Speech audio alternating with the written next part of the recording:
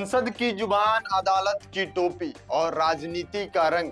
निशिकांत दुबे का नई राजनीतिक संस्करण। अगर अदालतें अब सरकार के खिलाफ बोले तो क्या वो धर्म विरोधी हो जाती है? क्या न्यायपालिका भी अब आपके चुनावी पोस्टर का हिस्सा है?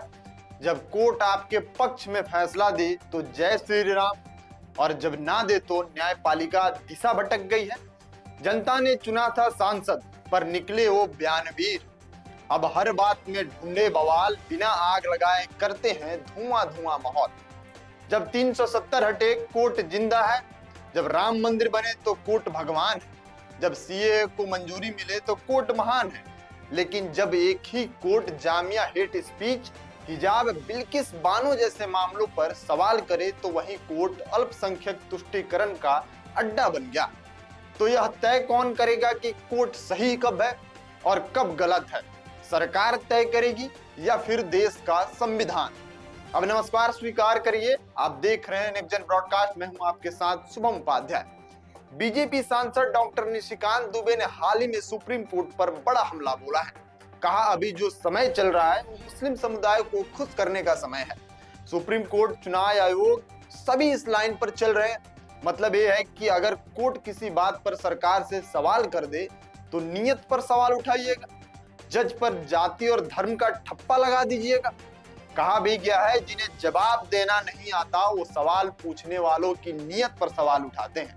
जब सुप्रीम कोर्ट ने राम मंदिर के पक्ष में फैसला दिया, बीजेपी नेताओं ने कहा सदियों का इंतजार खत्म हुआ। कोर्ट ने आस्था का सम्मान किया। जब 370 हटाने के फैसले को वैध ठहराया गया, सरकार बोली ये नया भारत है और कोर्ट ने हमारे विजन को एकदम सही ठहराया है।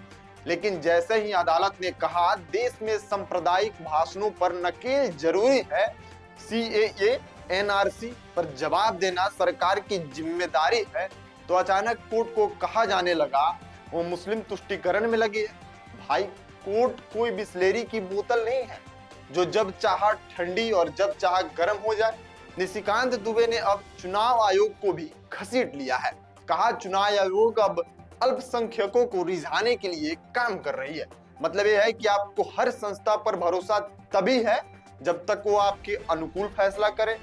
ईडी, सीबीआई, आईटी सब चुप, लेकिन ईसी और एससी बोले तो उसके पीछे एजेंडा ढूंढ लो।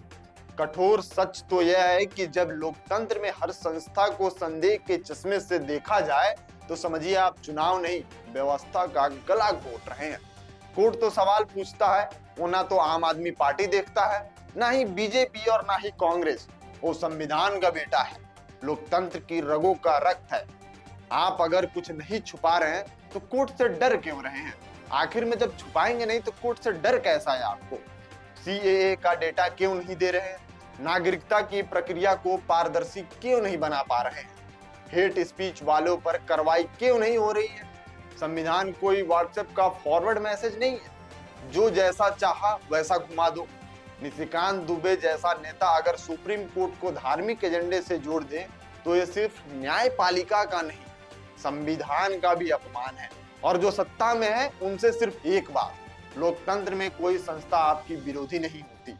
अगर आप खुद को कानून से बड़ा ना समझें, अंत में 2 लाइन निशिकांत दुबे के लिए बस इतना ही कहेंगे, अदालत अगर आईने की तरह हो तो उसे तोड़ने से चेहरा आपका नहीं बदल जाएगा। और ऐसे अनर्गल बयान, वो भी सुप्रीम कोर्ट पे देना, शायद आपके एजुकेशन पे भी सवाल उठाता है। हालांकि आपने एमबीए और पीएचडी की भी डिग्री हासिल कर ली है, लेकिन वो दिख नहीं रहा है, क्योंकि देश की सर्वोच्च न्यायालय पे ऐसे उंगली करना और ऐसे सवाल उठाना कहीं ना कहीं संदेह देता है कि आपकी डिग्री जो है वो शायद सही नहीं। क्योंकि जब वही सुप्रीम कोर्ट जब आपके पक्ष में फैसला देता है, चाहे राम मंदिर हो, चाहे 370 हो, चाहे सीए हो, चाहे एनआरसी हो, तो आप उस पर सवाल नहीं उठाते हैं। जबकि वक्फ बिल पे अभी सिर्फ सुप्रीम कोर्ट ने टाइम दिया है कि आप इस बात को समझिए, सुनने की कोशिश कीजिए, क्योंकि ये लोग जो भी हैं नागरिक हैं वो देश के ही नागरिक हैं और वो सुप्रीम कोर्ट का दरवाजा खटखटाए हैं, तो कहीं ना कहीं सुप्रीम कोर्ट उनकी बात सुनेगा और बस सुन रहा है। उसमें बस आपसे पूछा है कि ये जो कर रहे हो इसमें कहाँ कहाँ गलत है, कहाँ कहाँ सही है, क्या ये जनता के हित में, तो फिर दिक्कत कहाँ हो गई? आपके अगर हित में फैसला आए तो ठीक, नहीं आए तो सुप्रीम कोर्ट तुष्टीकरण की राजनीति करने लगी। भाई राजनीति सुप्रीम कोर्ट कब से करने लगी?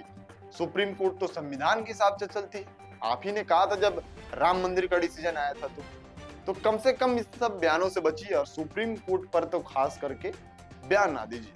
बाकी आप निशिकांत दुबे के बारे में क्या सोचते हैं, क्या समझते हैं? उनके बयान से देश के ऊपर क्या असर पड़ेगा, आम जनता के ऊपर क्या असर पड़ेगा, धार्मिक ग्रंथ को या धार्मिक जो एजेंडे से जुड़े हुए लोग हैं वो इस बयान को किस नजर से देखते हैं? आप अपनी राय कमेंट बॉक्स में जरूर बताइएगा। मिलते हैं आपसे फिर अगली वीडियो में, तब तक के लिए धन्यवाद।